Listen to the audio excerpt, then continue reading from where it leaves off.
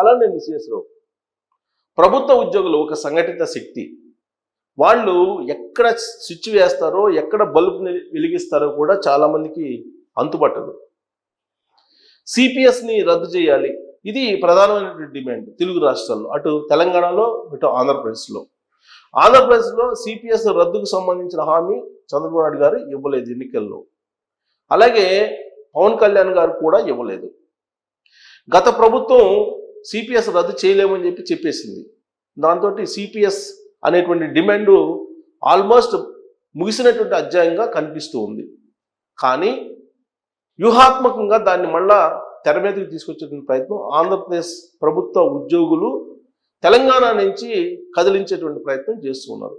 వాస్తవంగా కేసీఆర్ గారు ఉన్నంత వరకు 10 సంవత్సరాల పాటు సిపిఎస్ రద్దు అనేటువంటి అంశాన్ని తెలంగాణ ఉద్యోగులు పెద్దగా తీసుకురాలేదు, ఎక్కడ కూడా బలంగా తీసుకురాలేదు. కానీ ఇప్పుడు సిపిఎస్ రద్దు అనే దాన్ని బలంగా తీసుకురావడానికి సిద్ధమయ్యారు తెలంగాణ ప్రభుత్వ ఉద్యోగులు. లేదంటే నిరవధిక నిరసన చేస్తాము అని చెప్పి ఒక వార్నింగ్ కూడా తెలంగాణ ప్రభుత్వానికి ఇచ్చారు. మరి ఒక్కసారిగా ఇది ఎందుకు వస్తుంది? గతంలో ఎప్పుడూ లేని విధంగా 10 ఏళ్ల పాటు కేసీఆర్ గారు ఉన్నప్పుడు ఇలాంటి సీరియస్ నిర్ణయం తీసుకోవాలి సిపిఎస్ రద్దు మీద. ఇప్పుడే ఎందుకు వస్తుంది అని అంటే, హైదరాబాద్ కేంద్రంగా చేసుకొని కొంతమంది రిటైర్డ్ ఐఏఎస్లు, అలాగే ప్రస్తుతం అధికారంలో ఉన్నటువంటి ప్రభుత్వంలో ఉన్నటువంటి కొంతమంది ఐఏఎస్లు కలిసి హైదరాబాద్ బేస్గా చేసుకొని ప్రభుత్వ ఉద్యోగులు ఎవరైతే ఉన్నారో, అటు బీఆర్ఎస్ పార్టీకి సానుభూతి పరులు, ఇటు వైఎస్ఆర్ కాంగ్రెస్ పార్టీ సానుభూతి పరులు, వాళ్ళతోటి మాట్లాడి ఈ సిపిఎస్ రద్దు అనేటువంటి ఉద్యమాన్ని ఎలివేట్ చేసేటువంటి ప్రయత్నం చేస్తున్నారు అనేటువంటిది ఇంటెలిజెన్స్ ఉన్నటువంటి సమాచారం. ఇంటెలిజెన్స్ వర్గాలు కూడా అనుమానిస్తున్నాయి. గతంలో ఎప్పుడు లేని విధంగా సిపిఎస్ రద్దు అనే దాన్ని ఒక సీరియస్ అంశంగా తీసుకొని ఇప్పుడు తెర మీదకి వచ్చి అది లాస్ట్కి సమ్మె దాకా వెళ్ళాలి అనేటువంటి ఒక ఆలోచనతో ఇప్పుడు తెలంగాణలో ఉండే ప్రభుత్వ ఉద్యోగ నేతలు ముందు కదులుతున్నారు అనేది ఇంటెలిజెన్స్ సమాచారం. వాస్తవంగా తెలంగాణ, ఆంధ్రప్రదేశ్ ప్రభుత్వాలలో ఉండేటువంటి ఉద్యోగులు ఫిట్మెంట్ విషయంలో పోటీపడి తీస్తున్నారు. 2 రాష్ట్రాలు ఏర్పడిన తర్వాత అటు తెలంగాణకి ఎంత ఫిట్మెంట్ ఇస్తే ఆంధ్రప్రదేశ్ ఉద్యోగులు కూడా మాకు అంతే కావాలన్నారు. ఆ రోజున ముఖ్యమంత్రిగా ఉన్నటువంటి కేసీఆర్ గారు, అలాగే 2014 నుంచి 2019 వరకు అధికారంలో ఉన్నటువంటి చంద్రబాబు నాయుడు గారు ఫిట్మెంట్ విషయంలో తెలంగాణకి ఏమాత్రం తీసుకోకుండా ఆంధ్రప్రదేశ్ ఉద్యోగులకు కూడా ఇచ్చారు.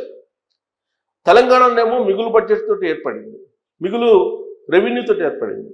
ఆంధ్రప్రదేశ్ ఏమో ఆర్థిక లోటు తోటి ఏర్పడింది. అయినప్పటికీ కూడా ఆ రోజు చంద్రబాబు నాయుడు గారితో ఒత్తిడి చేసి తెలంగాణ ఉద్యోగులకు ఎంత ఫిట్మెంట్ ఇచ్చారో అంతే ఫిట్మెంట్ని ఆంధ్రప్రదేశ్ ఉద్యోగులు కూడా తీసుకున్నారు. అదనంగా అనేకమైనటువంటి బెనిఫిట్స్ ఆ రోజు చంద్రబాబు నాయుడు గారు ఇచ్చారు ఆంధ్రప్రదేశ్ ఉద్యోగులకి. Free bus, free train, free food, ఇవన్నీ కూడా ఇచ్చారు. డబుల్ హెచ్ఆర్ఏ ఇలాంటివన్నీ ఇచ్చారు. Working hours per day 5 hours, 5 days working days, ఇలాంటివన్నీ చాలా ఇచ్చారు బెనిఫిట్స్. అవి ఇప్పుడు కూడా కంటిన్యూ అవుతున్నాయి. అయినప్పటికీ కూడా సాటిస్ఫాక్షన్ లేదు వాళ్ళకి. ఇప్పుడు మళ్ళా సిపిఎస్ రద్దు అనేదాన్ని తీసుకొస్తున్నారు. సిపిఎస్ రద్దు చేస్తే రాష్ట్రాలు ఆర్థికంగా చితికిపోతాయి, మళ్ళా కోలుకునేటువంటి పరిస్థితి కూడా లేదు అనేది ఆర్థికవేత్తలు బలంగా బల్లగుద్ది చెప్తున్నారు. అందుకే తెలుగు రాష్ట్రాల్లో ఉండేటువంటి ఆర్థికవేత్తలు కానీ లేదా రిటైర్డ్ ఐఏఎస్లు కొంతమంది నాకు ఇచ్చినటువంటి ఇంటర్వ్యూలో కూడా చెప్పారు, ఓట్ బ్యాంక్ రాజకీయాలకు వెళ్ళి ఓట్ బ్యాంక్ రాజకీయాల దృష్ట్యా ఆలోచించి రాష్ట్రాలని మీరు ఆర్థికంగా చిదిమేయొద్దు అనేటువంటి విషయాన్ని వాళ్ళు నా ఇంటర్వ్యూలో చెప్పారు. జయప్రకాష్ నారాయణ గారు అయితే అవుట్రైట్గా చెప్పారు, ఒక్కసారి సిపిఎస్ని రద్దు చేసి ఓపీఎస్ని కనుక తీసుకొస్తే తెలుగు రాష్ట్రాలని మర్చిపోవాల్సిందే అనేటువంటి విషయాన్ని బల్లగుద్ది చెప్పారు ఆయన. సో ఉద్యోగులు చేసేటువంటి ఒత్తిడికి ఇప్పుడున్నటువంటి ప్రభుత్వాలు లొంగకూడదు. ఉద్యోగులు ఒత్తిడి ఎప్పుడు చేస్తూనే ఉంటారు, వాళ్ళకి ఎన్ని ఇచ్చినా కానీ సాటిస్ఫాక్షన్ ఉండదు అనేటువంటి అభిప్రాయం ప్రజల్లో బలంగా ఉంది. ఇప్పుడు తెలంగాణ నుంచి ఆ ఉద్యమాన్ని తీసుకొచ్చి ఆంధ్రప్రదేశ్ వరకు వ్యాపింపజేయడానికి ఒక పెద్ద వ్యూహాన్ని రచించారు, పెద్ద ఎత్తుగడ వేశారు. ఇంటెలిజెన్స్ గమనిస్తూ ఉంది. గతంలో కూడా అనేక సందర్భాల్లో ఆంధ్ర రాష్ట్రానికి సంబంధించి లేదా ఆంధ్రప్రదేశ్కి సంబంధించినటువంటి రిటైర్డ్ ఉద్యోగులు అలాగే కొంతమంది పొలిటీషియన్స్ అనేక సందర్భాల్లో హైదరాబాద్ కేంద్రంగా చేసుకుని కుట్రలు పడినారు. ఇప్పుడు కూడా ఇక్కడున్నటువంటి కాంగ్రెస్ ప్రభుత్వాన్ని అక్కడున్నటువంటి కూటమి ప్రభుత్వాన్ని రెండింటినీ ఇరుకుని పెట్టడానికి ఇప్పుడు సిపిఎస్ రద్దు అనేటువంటి అంశాన్ని తెర మీదకు తీసుకొచ్చి దాన్ని ధర్నాలు ఆందోళనలు సమ్మె దిశగా తీసుకెళ్లేటువంటి ప్రయత్నం చేస్తున్నారనేది ఇంటెలిజెన్స్ అనుమానిస్తుంది. సో తెలంగాణలో మొదలైనటువంటి ఈ డిమాండ్ రాబోయేటువంటి రోజుల్లో ఆంధ్రప్రదేశ్కి తీవ్రంగా టచ్ అయ్యేటువంటి అవకాశం ఉంది. ఆంధ్రప్రదేశ్లో ఇప్పుడున్నటువంటి కూటమి ప్రభుత్వం సిపిఎస్ రద్దుకు సంబంధించిన హామీ ఇవ్వలేదు. 2019 ఎన్నికలకు ముందు జగన్మోహన్ రెడ్డి గారు మాత్రమే ఇచ్చారు సిపిఎస్ రద్దు. అధికారంలోకి వచ్చిన 15 రోజుల్లో సిపిఎస్ రద్దు చేస్తానని చెప్పి జగన్మోహన్ రెడ్డి గారు హామీ ఇచ్చారు. కానీ ఆ తర్వాత సిపిఎస్ రద్దు చేస్తే వచ్చేటువంటి నష్టాన్ని గ్రహించినటువంటి జగన్మోహన్ రెడ్డి గారు దాని బదులు జిపిఎస్ని ఫిక్స్ చేశారు. కానీ దానికి అంగీకరించలేదు. చివరికి మాకు 1వ తారీఖు జీతాలు ఇస్తే చాలు అనేటువంటి పరిస్థితికి తీసుకొచ్చారు జగన్మోహన్ రెడ్డి గారు ఉద్యోగుల్ని. ఆ 1వ తారీఖు కూడా జీతాలు ఇవ్వకపోతే వాళ్ళు గవర్నర్ దగ్గరికి వెళ్ళి కంప్లైంట్ చేశారు.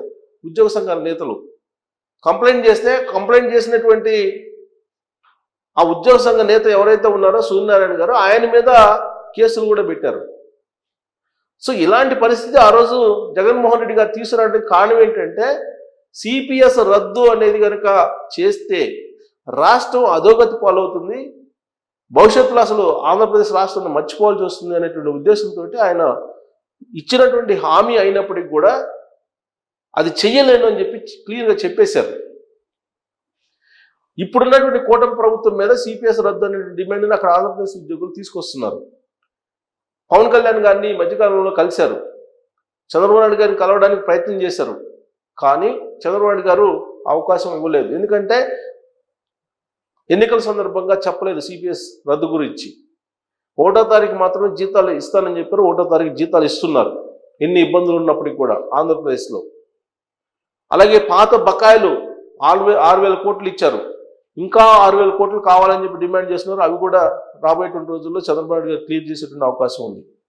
సేమ్ తెలంగాణలో కూడా బకాయిలు ఉన్నాయి, ఆ బకాయిలు ఇవ్వమని చెప్పేసి అడుగుతున్నారు. బట్ రేవంత్ రెడ్డి గారు ఏం చెప్తున్నారు, ఆదాయం లేదు తెలంగాణ రాష్ట్రానికి, వచ్చినటువంటి ఆదాయం జీతాలు పెన్షన్లు బత్యాలు ఇవ్వడానికే సరిపోతుంది, ఇలాంటి పరిస్థితుల్లో రాష్ట్రాన్ని నేనేం నడపాలని చెప్పేసి ఆయన క్వశ్చన్ చేస్తున్నాడు. అంటే రాష్ట్రాన్ని నడపాలి అని అంటే, అభివృద్ధి చెయ్యాలని అంటే ఉద్యోగులకి జీతాలు బత్యాలు ఇవి ఆగిపోతాయి అనేటువంటి యాంగిల్లో ఆయన మాట్లాడుతున్నారు. సో ఇలాంటి సందర్భంలో ఆయన బకాయిలు ఉన్నాయి, పిఆర్సీకి సంబంధించిన దాన్ని ఒకదాన్ని పెట్టుకున్నారు. పిఆర్సీ వేయాలనే డిమాండ్ ఇరు రాష్ట్రాల్లో ఉన్నటువంటి ఉద్యోగులు ప్రయత్నం చేస్తున్నారు, పిఆర్సీ వేయించాలని చెప్పి ఎలాగైనా సరే. ఒకవైపు మిగులు బడ్జెట్ ఏర్పడినటువంటి తెలంగాణలోనేమో దాదాపు 8 లక్షలు అప్పులు అయినాయి, లోటు బడ్జెట్ ఏర్పడినటువంటి ఆంధ్రప్రదేశ్ ఏమో దాదాపు 10 నుంచి 12 లక్షల కోట్ల రూపాయలు అప్పు ఉందని చెప్పి వాళ్ళు అంటున్నారు. ఇలాంటి పరిస్థితుల్లో సంఘటితంగా ఉన్నటువంటి ఉద్యోగులు ప్రభుత్వాలను ఇరుకుని పెట్టి సిపిఎస్ రద్దు చేయించుకోవాలనేటువంటి ఒక ప్రయత్నం చేస్తూ దాన్ని ఒక ఉద్యమంగా తీసుకెళ్లి ఇప్పుడున్నటువంటి ప్రభుత్వాలని ఇబ్బంది పెట్టాలి అనేటువంటి ఒక ప్రయత్నం చేయడానికి ఒక అడుగు ముందుకేశారనేది ఇంటెలిజెన్స్ రిపోర్టు. దానికి YSR Congress party BRS party funding ఇవ్వడంతో పాటు మోరల్ సపోర్ట్ కూడా చేస్తుంది అనేటువంటి సమాచారం ఇంటెలిజెన్స్కి చేరినట్టు కూడా తెలుస్తున్నటువంటి క్రమంలో మరి ఇరు రాష్ట్రాల ముఖ్యమంత్రులు ఉద్యోగులకి పిఆర్సీ, సిపిఎస్ రద్దు, బకాయిల క్లియరెన్స్ ఇవన్నీ చేస్తారా, చేసిన పరిస్థితి ఉందా? ఒకవేళ చేయకపోతే ఈ ప్రభుత్వాలను బదనాం చేసి మేము ప్రభుత్వాలను దించుతాం మళ్ళీ ఎక్కిస్తాం అనేటువంటి ఉద్యోగుల్ని వీళ్ళు నిలువరించగలరా అనే దాని మీద మీ అభిప్రాయం తెలియజేసి, మరి ఉద్యోగులకి పిఆర్సీ వేయాల్సిన అవసరం ఉందా, సిపిఎస్ రద్దు చేయాల్సిన అవసరం ఉందా అనే దాని మీద మీ అభిప్రాయం తెలియజేయచ్చు. Thank you.